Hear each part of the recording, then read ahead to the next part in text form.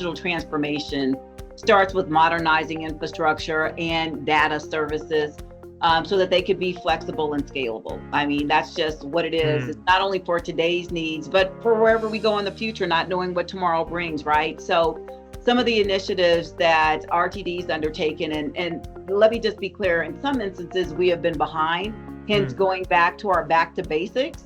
So it's critically important that we recognize that, but we want to build upon that because I looked at the agency when I came in, a lot of my colleagues would agree that we were data rich, but information poor, right? So how are we using that data for the betterment of how we're delivering transit services? So with that as a backdrop, here at the agency, we have a project underway to deliver a next generation application for real-time data.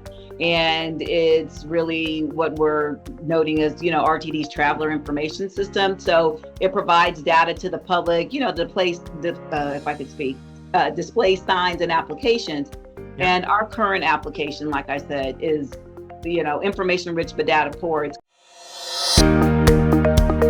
Welcome to the Mobility Innovators Podcast. Hello everyone, welcome to another episode of Mobility Innovator Podcast. I'm your host, Jaspal Singh. Mobility Innovator Podcast invite key innovators in the transportation and logistics sector to share their experience and future forecast. In this episode, we'll be discussing the transformation journey of transportation in Denver. Our today's guest is responsible for running the system in Denver. She's the general manager and CEO of RTD Denver and has been leading the organization since 2020.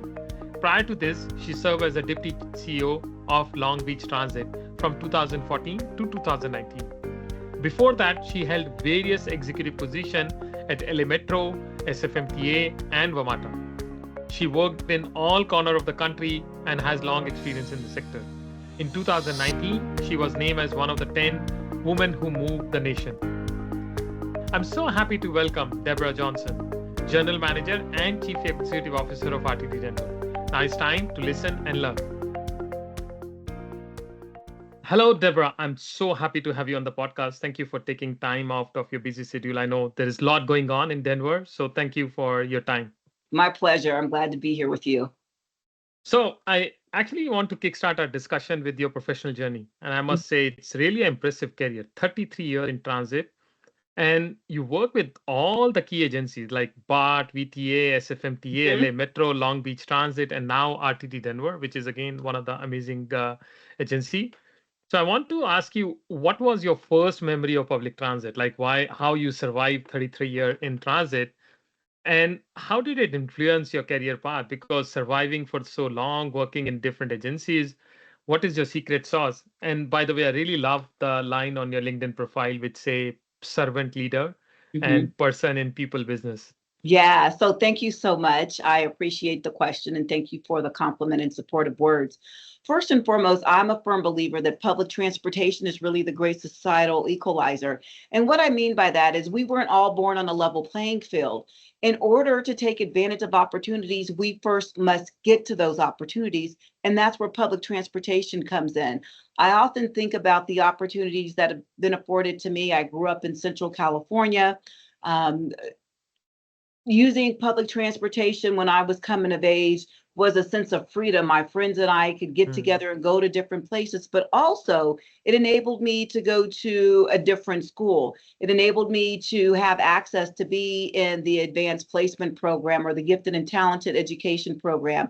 And so as I look at public transportation, it really is about people. And when I talk about the great societal equalizer and you talk about my handle on LinkedIn being a servant leader and a person in the people business, that's really what it is all about. We're all imperfectly perfect. And public transportation, when you look at it through the history of American society, we've been in the forefront in reference to the civil rights movement. It has a place in history. And as I stand in my truth of being a woman, but more importantly, being a Black woman living in America, I understand how important it is relative to where we are, and especially with what we're dealing with today. That's amazing. And I really curious to learn, like any special lesson you learned during your journey, your path, to grow in the career, any risk you taken or any step you taken, like how young professional can learn from your profile. Stand in your truth and be who you are authentically. What I mean by that is don't shy away, sit at the table, let your voice be heard. I think it's very important because we never know who was watching. And I can recall being in a place where I was the only woman in the room, and assumptions are made about what my role was and how did she get there. And I can remember speaking to my dad when I had moved from the West Coast to the East Coast when I was working in Washington, D.C. And while this may sound sort of odd, I knew the intent that he had behind it. I was dealing with an issue in the workplace whereby I just felt isolated, being like the only one, being the only woman, being a young person, and at the risk of being boastful, being smart and engaging and being intentional and purposeful. And he said, baby, I don't have any sons, but I'm going to tell you, you need to be a man. And what he was meaning is like, be bold, take control of the room, say what it is that you know you possess and what you feel.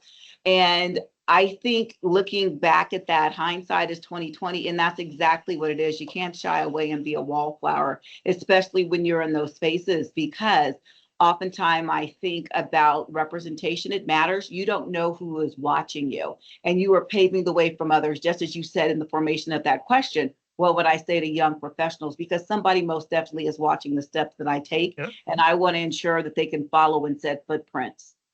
Amazing. No, I love all the point you mentioned. It's okay to be imperfect, perfect. Everybody is imperfectly perfect, so everybody is unique.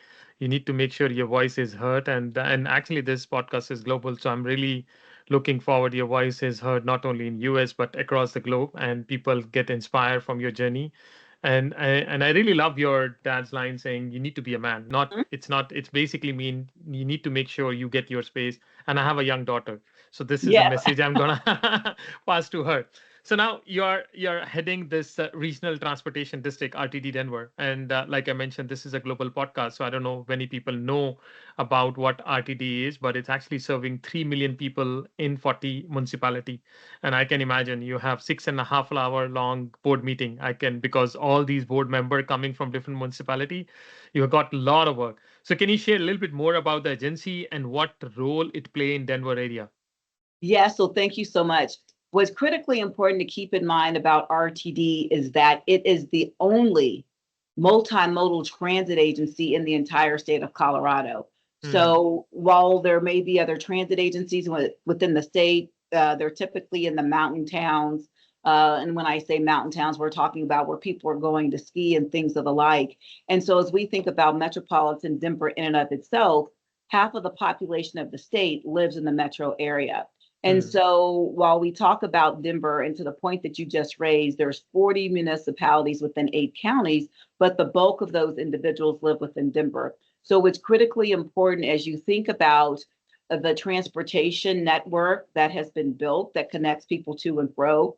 Recognizing this is an international podcast, the Denver International Airport is the sixth busiest airport in the entire world. And so when you think about RTD in and of itself, we are operating a commuter rail line, which is one of our most productive modes of transport, going from Denver Union Station, which is an intermodal transportation hub, to an international airport. So we are providing connectivity for international travelers, business professionals, as well as visitors alike. And it is really the lifeblood, I believe, of the metro area, ensuring that we are bringing full circle business opportunities. There's a lot of companies that have moved here by virtue of the access points because we're in the central part of the United States. You can get to the West Coast within 2 hours. You can get to the southern portions of the country, i.e. Texas. You can, travel abroad and get to Europe relatively quickly, a lot faster than you could from the West Coast. So looking at it from that perspective, it is critical to the economic vibrancy of the area in and of itself. And then more to the point, as we talk about the localized contributions, every person that resides within the city and county of Denver, they live within a mile of a transit stop. And while that level of access certainly varies in other municipalities and regions in the area, we at RTD remain committed to providing that excellent service and furthering, our vision of being the trusted leader in mobility among the communities. And so I think looking through that lens showcases the vitality of our network and the critical elements that we bring to the region as a whole and to the state of Colorado and the country.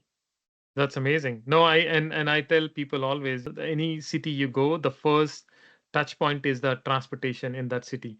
And if you can move from airport to the downtown easily, you will always remember, because that's play a key role for the economic creation of that city. Now, you moved to RTD Denver during the pandemic time from Long Beach Transit. I don't know why you did that, because it was not the time to move, but it was like middle of the pandemic, and RTD Denver was hit even badly as everybody was working from home, and even the system was suffering from many legacy issues. So it was a bold decision, I would say. Now I want to ask you, now you completed 5 years and actually you got renewal of your role. So congratulations of that. Mhm. Why did you decide to take that role, and how did you feel after first 5 years in this job? Well, thank you for that question. I often get that. And I am not one that sits idly by. I am motivated, inspired by challenges. And literally and figuratively, you cannot spell the word challenge without the word change. Mm, And I am a firm believer that you have to lean in. So when I heard about this opportunity, I thought to myself, why not? I have been in varying roles throughout the course of my career where I've been in leadership positions, but I was always in support of someone else. At Long Beach Transit, I served as the deputy CEO.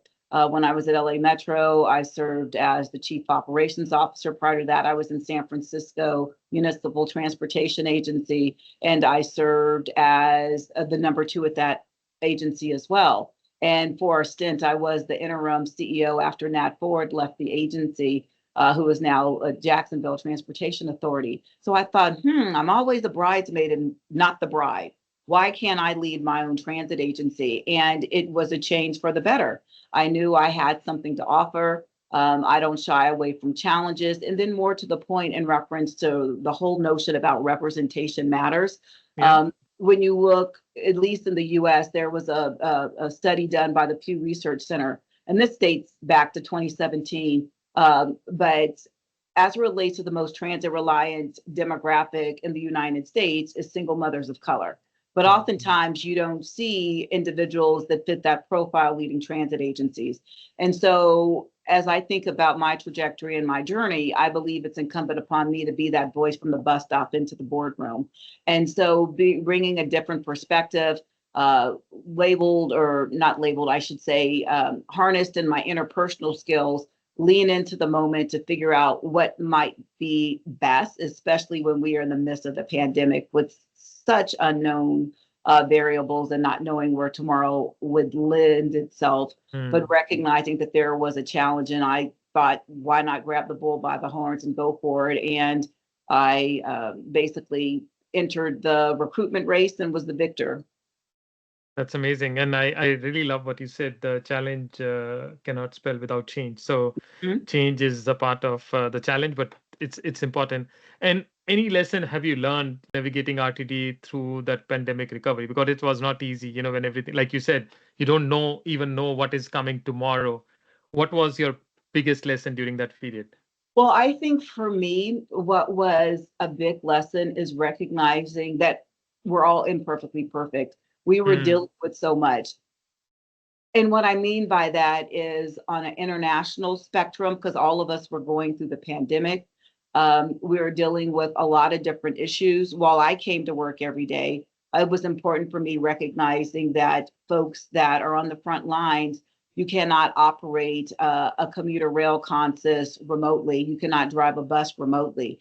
And it was important for me to show up and show out. And what I mean by that is supporting the people on the front lines, because they were the individuals that were taking great risk, moving uh, key individuals that were working during that time, um, people in the healthcare field, people working at the pharmacies and the grocery stores.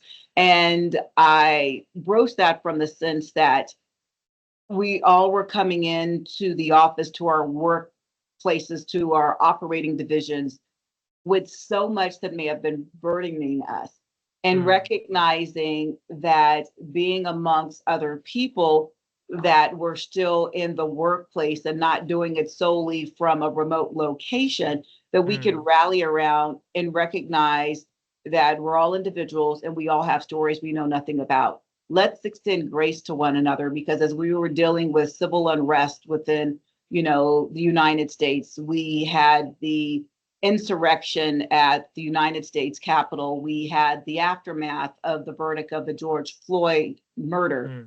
And I remember stepping into that space just feeling overwhelmed. And I showcased to the individuals with whom I have the privilege of leading that I too am a human being and I have feeling. And all of these different ills that are plaguing society don't escape me as well. And so we're in this together, and we can be vulnerable, but we can also make the decision when we have the opportunity to be right or be kind. Let's choose kindness. And for me, I think if anything, I have been able to engage with the individuals that comprise this agency, and it has given me a great sense of joy, and the sense that they're able to see me as a person and not just somebody with a title of whom can't not relate to what they're going through on a day-to-day basis. That's an amazing leadership lesson, because you need to be shoulder to shoulder with your staff. You can't just be away if they are on the ground. So that's like a big morale boost for them, because when they say you're walking along with them, not front or not behind, it create a big morale boost. And I love the line you said, we all are human. It doesn't matter what title, what position we hold, but end of the day, we all are our same human being. No, Yes. I really love, after taking over as a CEO role, you actually now created a strategic plan in 2021 for 5 year, and it has some long-term strategy, and really love the plan for a couple of reasons. One, in the strategic plan, you mentioned about back to basic, state of good repair. You're not talking about all the fancy stuff. We'd like, let's go back to the drawing board and work on the basics. You talk about people power or recruitment, like to focus on people. You talk about welcoming transit environment, because that's a people should feel that transit is welcoming for them. And then the customer and community connection, I think that's also very important. People should feel they connect. So these all are important point. I want to learn a little bit more about RTD strategic plan. And can you share how are you driving the organization and some of action? Because when you come as a new CEO, you have a old team. So how do you inspire people to follow the vision you have? Right. So thank you so much for that question. When I came into the organization, I had a transition plan. And while I pride myself on being well versed in public transport, the management of and the delivery of, um, I did not know the culture here at the Regional Transportation District. And that's incredibly important, because as we know with culture, it's either created with intentionality or it's by happenstance. And what I learned here is that it was by happenstance, whether good, bad, or indifferent. And so as we talk about our mission, what is it that we do each and every day? It seems that people had different viewpoints on that. And basically, what was our vision collectively? Where do we aspire to be? And in doing informational interviews, be it with elected officials throughout the region, be it with my board, to whom I report, it's a directly elected board, as well as the people that make up the agency and stakeholders and union members, I clearly saw that we weren't working toward that same North Star. And that's where the notion of having a strategic plan that resonated with all different entities would be fundamental.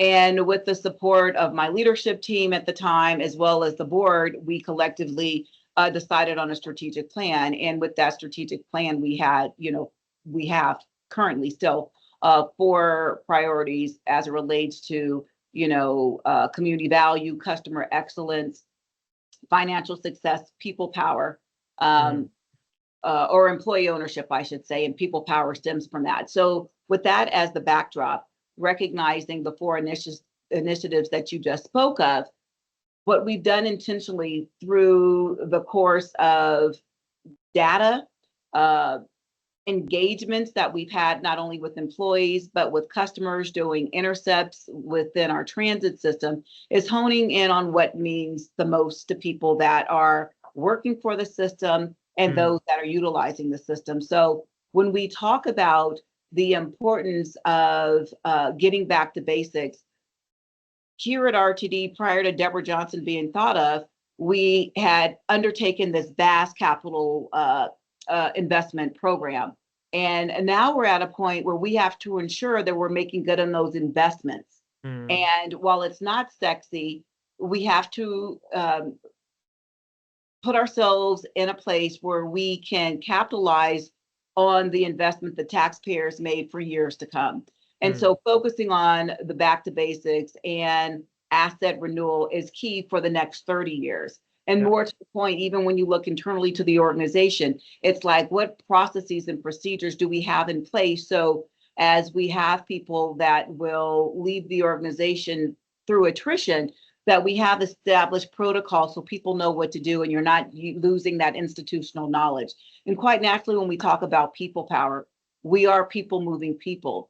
And we are a labor intensive organization. No matter if you talk about machine learning or artificial intelligence, there's still that human element, because as long as there's people on the planet, as we saw via COVID, that we as human beings crave that interaction, right? And so we have to ensure that we're investing in our people. And when you recruit people, you want to make sure that they stay. So it's having those training programs and ensuring that we're providing them with the resources so they can be successful, so they in turn can contribute to the organization, so they can see how they fit in with our mission of making lives better through connections, regardless of where you are in the organization. If you're responsible for ensuring that that bus pulls off the lot at its designated time to hit that first time point, that's critical to the employee, or excuse me, critical to the customer experience, because if that bus doesn't leave on time, there's residual impacts.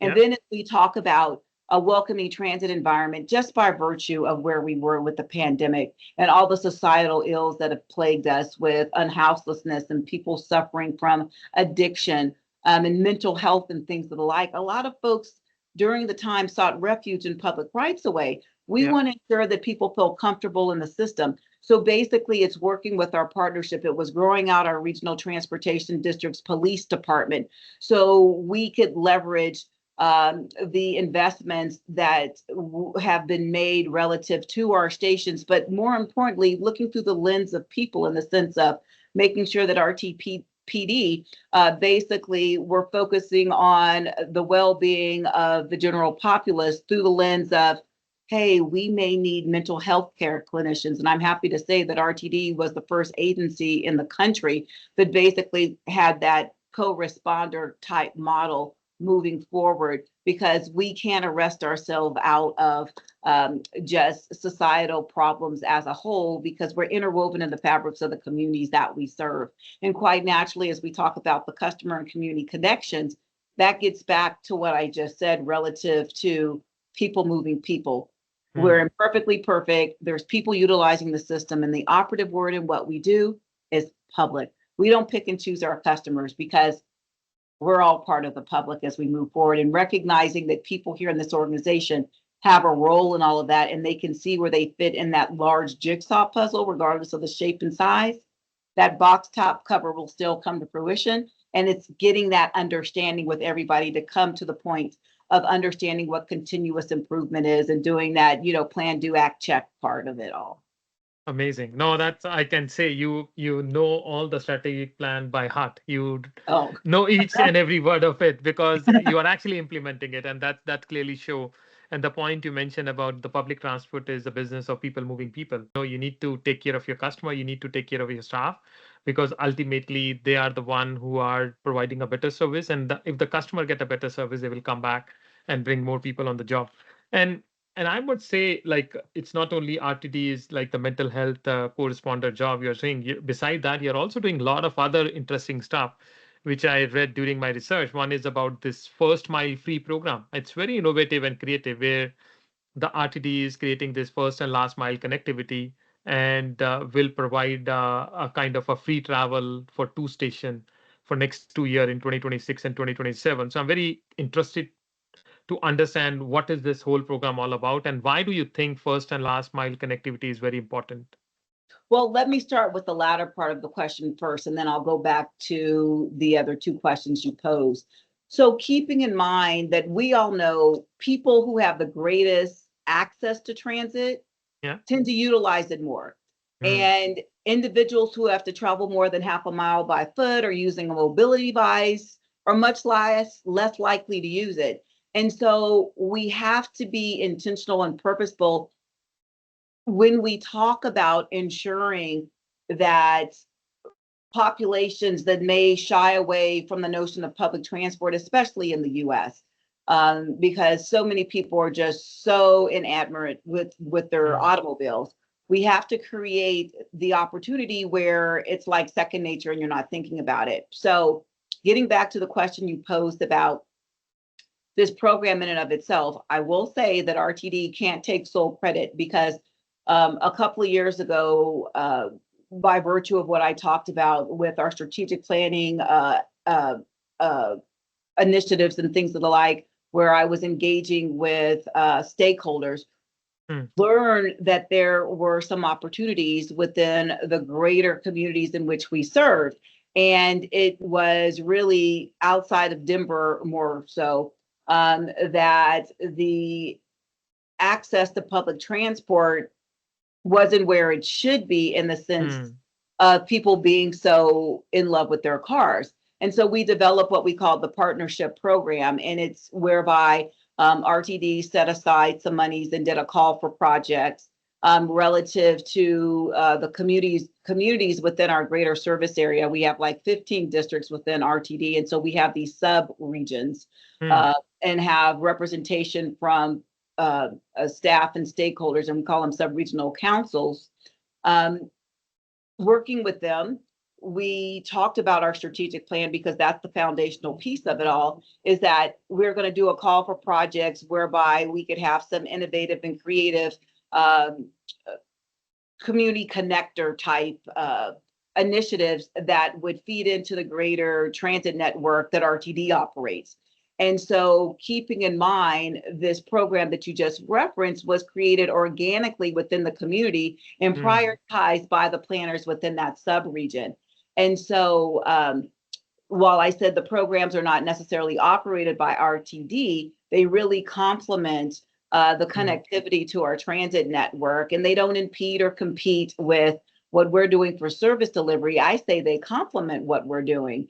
And so, simply put, RTD provides the funding that allows for like the 40 municipalities within these 8 counties, along with transit management associations and transit management organizations to create those mobility solutions that make sense in those localities, because it's not a cookie cutter approach. What mm. might work well in Denver may not work well in LA, may not work well in San Francisco, may not work well in Boston. And the same is within, the Denver metro area. So the first mile free was pitched to RTD.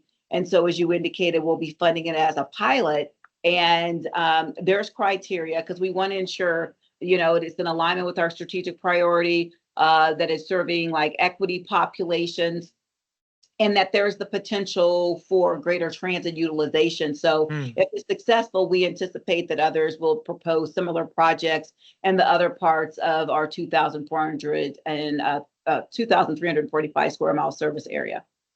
That's amazing. Actually, this was one of the point I learned about that RTD has this partnership program and provide funding to these agencies. And it's quite interesting because you are actually co-creating with them. You are empowering these smaller group to co-create and meeting their requirement and need. Like you said, it's not always each municipality and each area has a similar requirement. Somebody need more on demand, somebody need this last mile connectivity, somebody has some other fixed line service requirement. So creating those empowerment. So congratulations. I mean, really interesting. This partnership program is really innovative and creative, I would say, because that's sometimes the problem is you try to impose the same model everywhere and it doesn't Yes. work. So you need to be understanding what people need and let them empower to do that. Now, many transit agencies are facing this financial challenge. You talk about the financial cliff. I meet a lot of CEOs, and their biggest worry is like, how will they overcome the financial cliff in coming month or coming years? I would say RTD is lucky in that sense. You have, large part of the revenue coming from sales tax and other sources. But I read that RTD is already looking some other sources, and I always tell people the best time to worry about something is when you don't need to worry about it. So it's good to see RTD is already looking to diversify resources. So do you want to share why you are looking to do it now, and what are the options explored by RTD so far? Yeah, so thank you for that question. I want to ensure that all of your listeners know that we too do have some belt tightening to do as we move forward because, uh, as we clearly know, most public transportation is subsidized in some form or fashion. And while I could say that RTD is on firm footing, uh, we're not looking to expand our current service Hmm. as relates now, just due to the fact that we need to do some belt tightening. And you indicated that the primary revenue sources that we have at this agency is sales and use tax. That constitutes, anywhere from 70 to 75% of our revenue stream. And then, 20%, give or take, from grants, mainly federal assistance, and then fare box, which is only 5%. And Hmm. so what is intriguing about where we sit, we don't get any state funding. I mean, there's been some Hmm. introduction of some sources within the past couple of years because we've been talking about this. We have our Zero Fare for Youth program, and that's something that's really dear to my heart in the sense that we want to invest in the younger generation so we can expose them to public transport. Um, I'm a firm believer that basically it enables them to get to school. If in fact you have somebody on the lower economic rung of financial ladder, their parents or guardians don't have to decide, am I going to send my child to school or I'm going to have to decide to feed them? And so we Yeah. take that out of the equation. And more to the point as well, you're developing a good environmental citizen as you move forward. And so, with the exception of the Zero Fare for Youth program, where we partnered with the state and they provided us funding for about 18 months for that program, which I think, as I said, is a good return on investment because you're creating that transit customer for life. Yeah. We're currently focused on living within our means, maintaining the assets in a state of good repair.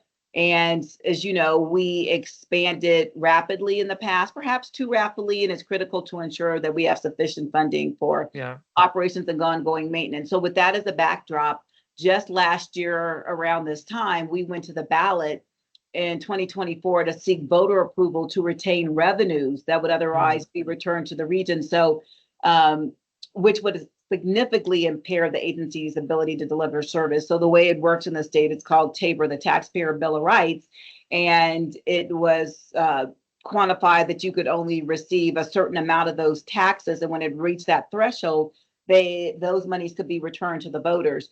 Well, the voters at the ballot said, no, you could keep those monies. And That's nice. so that was something in and of itself. It didn't necessarily give us additional funding, but it ensured that we retained the funding that we had. And at this juncture, we're open to all options, particularly additional funding in partnership with the state of Colorado. I've had conversations, having lived in different states within the country, whereby I look at it through the lens, perhaps property tax would be something Hmm. that would be helpful because you have individuals that are already vested in the community by virtue of owning property and things of the like. And it's something that the state of Colorado in recent years haven't really embraced because when I Hmm. think about the sales and use tax, some of the most vulnerable populations, when they go and buy something, those monies are being contributed to RTD and they're already trying to utilize the system with less.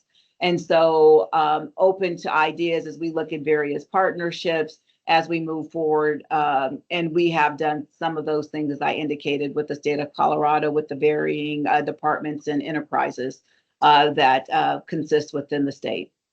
No, that's great. And like you mentioned in the beginning, like public transport is freedom.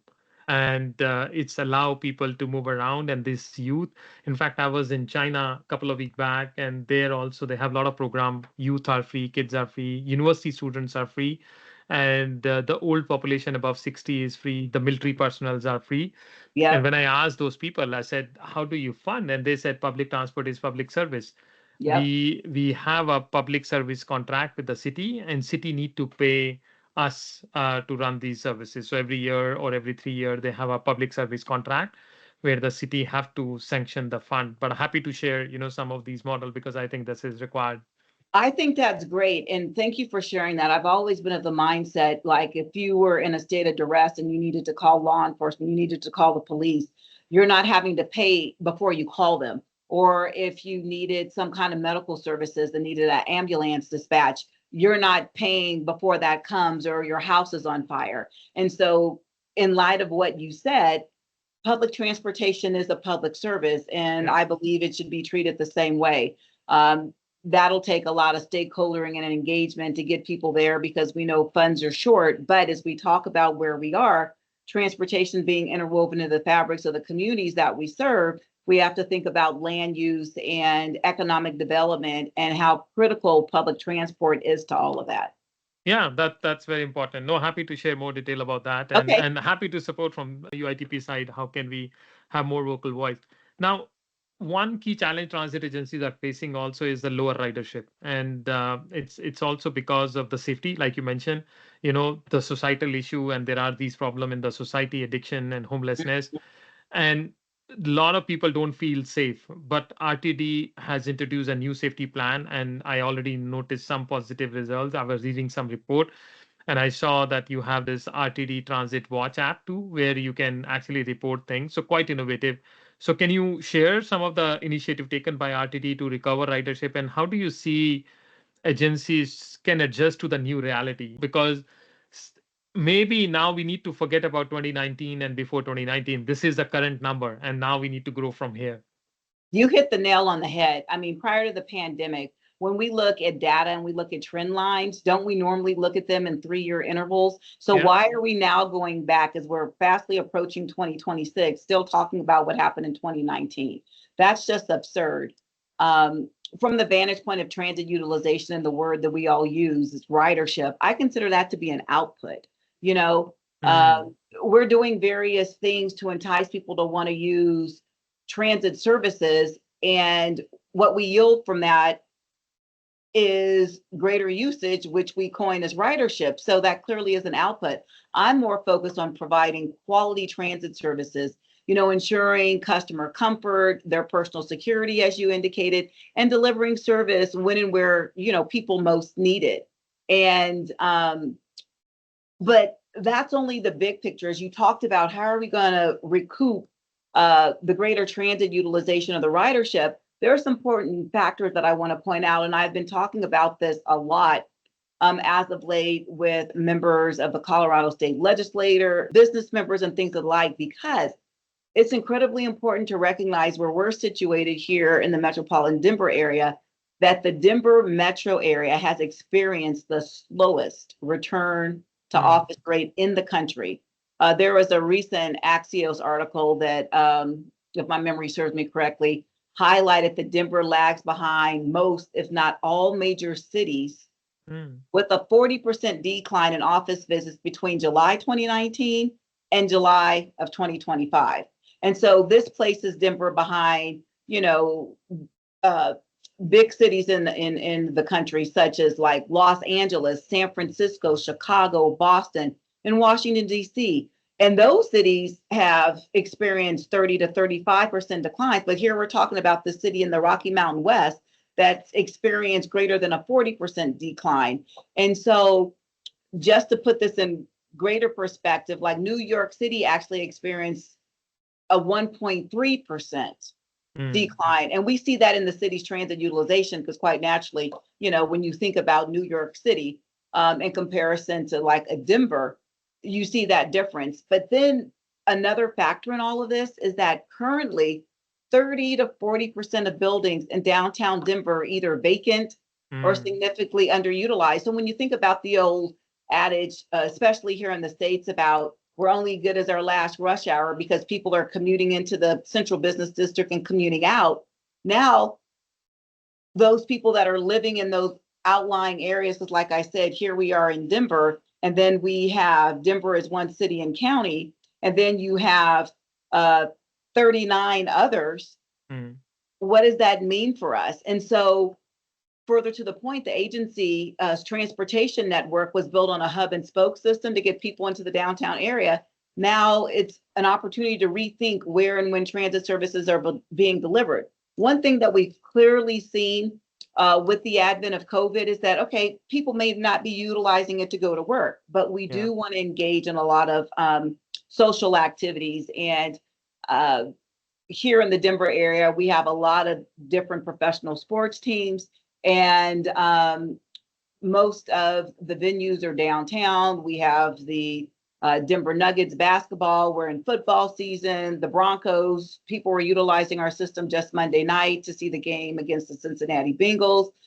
We have a baseball team, not that they're doing anything well at this point, but people are still coming downtown to converge. And so we're capitalizing on those opportunities relative to those, as I call them, activity centers, and ensuring that we are leveraging our service delivery models to capture that demographic going forward, because it's not just about working. But what I'll do with this, since I've been on this question a lot, you got me going because it's top of mind. We are launching our comprehensive operational analysis to determine how best to provide transit within the vast region. And of course, we want to maximize on those taxpayer dollars and invest in the system as appropriate. So we'll be getting that underway. We're looking to do retain a consultant the latter part of this year, so we can be raring to go in the beginning of 2026. And quite naturally, that will be an extensive process, considering that, I coined it comprehensive as we move forward. So we'll have data from that as we can use that as the foundation as we look at how we deliver services in the region. No, that's very important. And you rightly mentioned, like many other cases, you don't even look 2-3 year back. And now in case of transit, why you want to go back 5 years? It was a different world, a different reality. The technology has a big change, and the office space. I mean, I would say my wife doesn't go to office every day, so I feel happy because I feel somebody's at home when I'm traveling. So, but that's a new reality. We need to understand that people, and that's what a lot of agencies tell me, that the riders are back, but the ridership pattern is not back, because earlier they were taking, like, let's say 10 trip or 12 trip in a week. Now they only take 3 or 4 trip in a week. So it can never be the same number. So your people are back in the system, but probably they are using less what they were using earlier. So it's the same challenge. Now, AI is a buzzword right now. Everybody talk about AI. Everybody's talk about digitalization, technology, artificial intelligence, machine learning.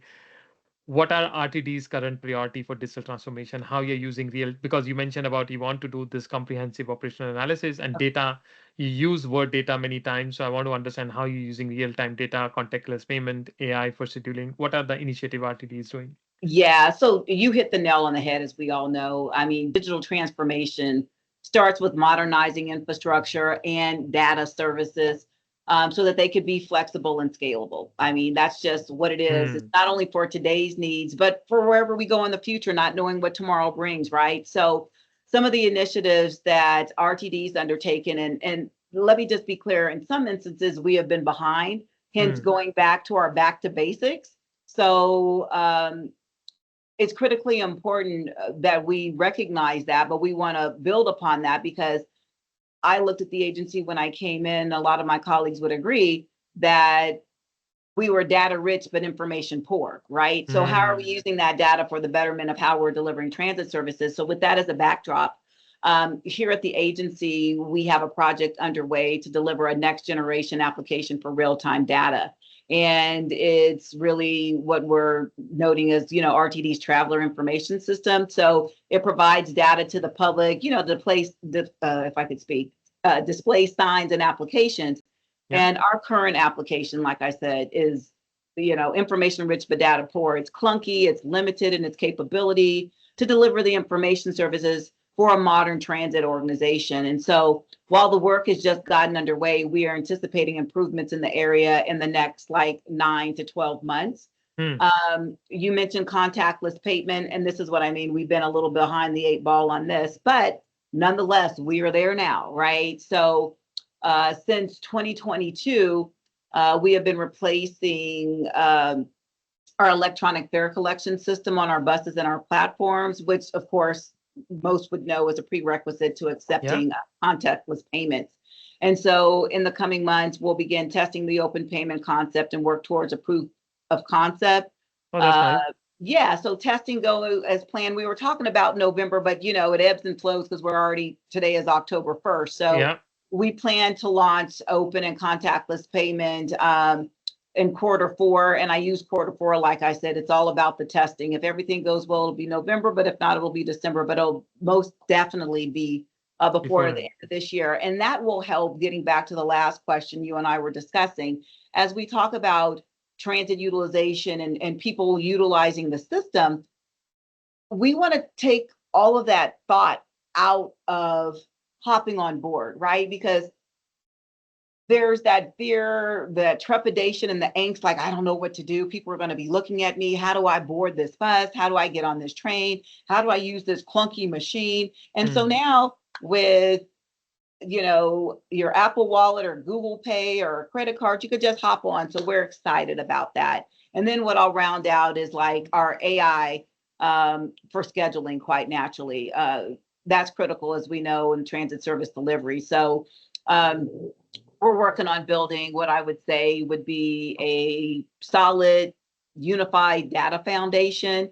And so the inputs that go into machine learning and artificial intelligence tools must be based upon a good strategy and solid data. So what we're trying to do right now is ensuring that any AI tool RTD uses includes the human in the loop. And I learned this from my chief information and technology officer, because this is in my bailiwick. But that's critically important as we talk about the human in the loop, because we know the data is biased and that we need to have human-based decisions to train and correct data that will allow more effective and precise results for, our customers in the system. So along with the infrastructure modernization and building on the AI infrastructure with trusted data pipelines, we can provide, more insights, but we have more insights, to put more things into action. And as anyone who uses AI in the marketplace knows, it'll be a force multiplier for the agency and to enhance, the customer experience. Oh, for sure. No, I mean, like you mentioned, like you were a little behind, but now you're catching up fast. And that's also sometimes help, because the legacy, also adopting a legacy system and changing it's a problem. And that's what I see a lot of US transit agencies 2 decades back, or I would say 20 years back, they were ahead. But then the technology changed, and they couldn't be able to move that fast the way technology changed. But now you have opportunity to leapfrog back and bringing that open loop payment system. In fact, I was in Paris a few months back, and they don't have open loop yet. And we were like, man, it's so complicated to use that machine and to understand. Oh, it is. I was there last summer and I thought the same thing. I was trying to, and I was just like, okay. But yeah, and like we're transit professionals, right? And if it's hard for us, what do you think about the customer? For the other people, right? I agree. And we want to try out, but for other people, it will be so complicated. And I really love your one line, like the data rich, information poor, flexible and scalable. It's amazing. I'm going to use these one liner many places. Please, now. We're sharing information. And now I want to understand a little bit about your leadership philosophy. Like you mentioned, you are the first woman to lead RTD in 50 years of its history. And many places you were the first woman in the room. You are always very passionate about promoting women. So would love to learn more about your leadership style, what kind of leader you are, and what has been your most challenging decision as a GM of RTD so far? Because like you said, you come during pandemic time, you need to take some tough decision. What has been some of the tough decisions so far? There's been quite a few. So as it relates to me in this place, if anything, I bring a humanistic approach to what it is that we're doing. Going back once again, I'm a person in the people business, and collectively, my teammates and I are people moving people. And so my leadership style is one of being participatory. I find great joy in being a public servant. As I said, I'm a person in the people business. And for me, it's really about leading by example. I want to model the behavior that I expect. Mm. And I'll deviate for a quick moment and talk about our strategic plan, because in that strategic plan, we have values. And Mm. while people are coming from different walks of life and they're converging upon one space, we have to be ensured that we are aligned around our values, which are the ideals and beliefs we hold to be true. And so that is very paramount for me as we talk about our values here at RTD. It's about passion, it's about trustworthiness, ownership, collaboration, um, diversity. And when I say diversity, it's not just in people, it's about the thought and experience. In the Yeah. sense, if somebody puts forward an idea of a thought, that I can embrace that diverse way of thinking and not just shut it down and say no. So that's critically important to me when I talk about model the behavior that I'd like to see.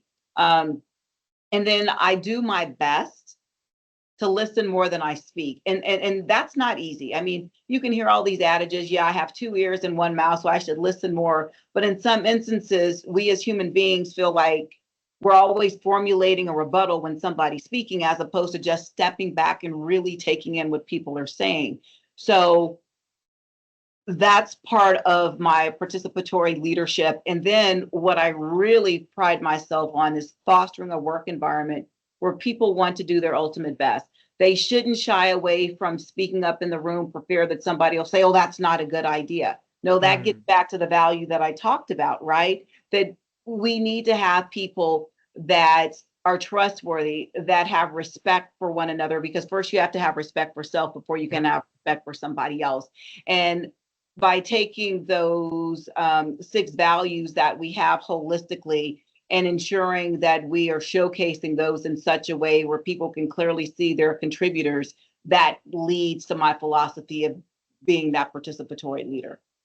Amazing. No, I really love, and I can vouch for that because many time I met you, even first time I met you, you were always so welcoming. Even if you don't know people, you Yeah. were so welcoming, and you were asking people like, okay, how can you help and how can you do stuff?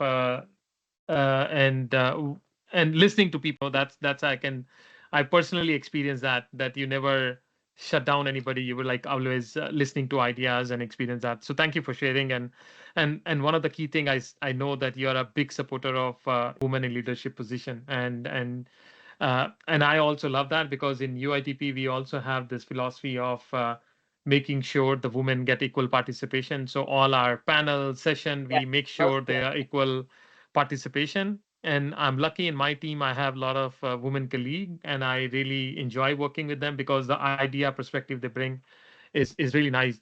So how you want to inspire the future leaders, the female future leader, what message you want to tell them?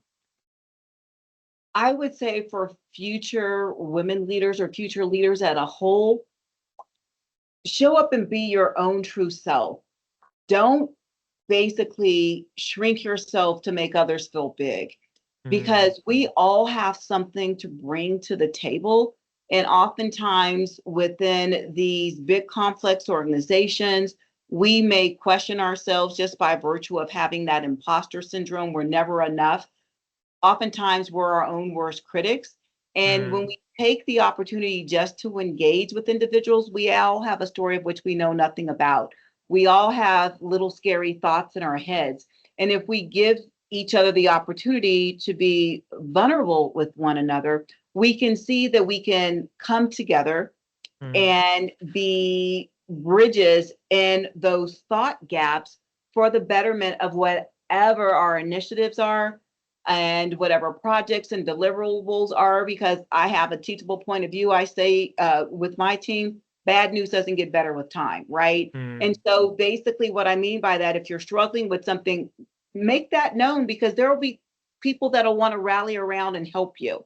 And so when we talk about women, oftentimes, we have been reared in such a way, basically, and we're talking about younger women, but generationally speaking, I was born in the 60s. And so it was like, oh, you can do this, and these little girls should be over here and do this, that, and the other.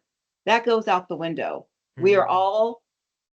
We should all be confident, competent, individuals that can contribute, and let's not stereotype what somebody should do by prejudging them based upon our own biases as we move forward. And so it's showcasing that I am here, I am up for the task, I was hired for a job, there were minimum qualifications to which I've met, and so I am deserving of a place in the room in which I'm sitting.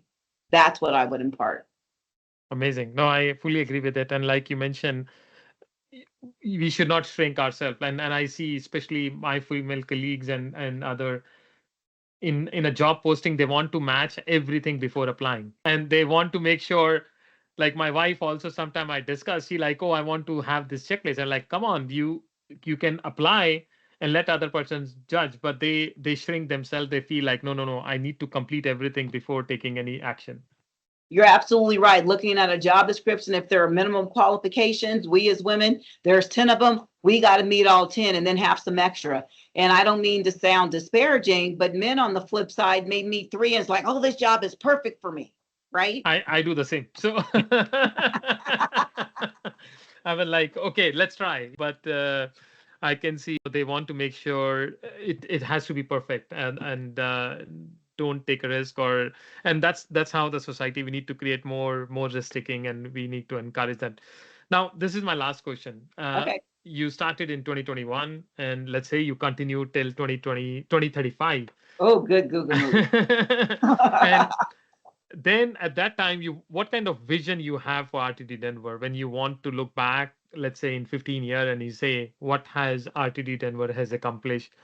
Especially the autonomous mobility is growing, and we will have some more competition. So how do you see the future of RTD Denver in next 15 years?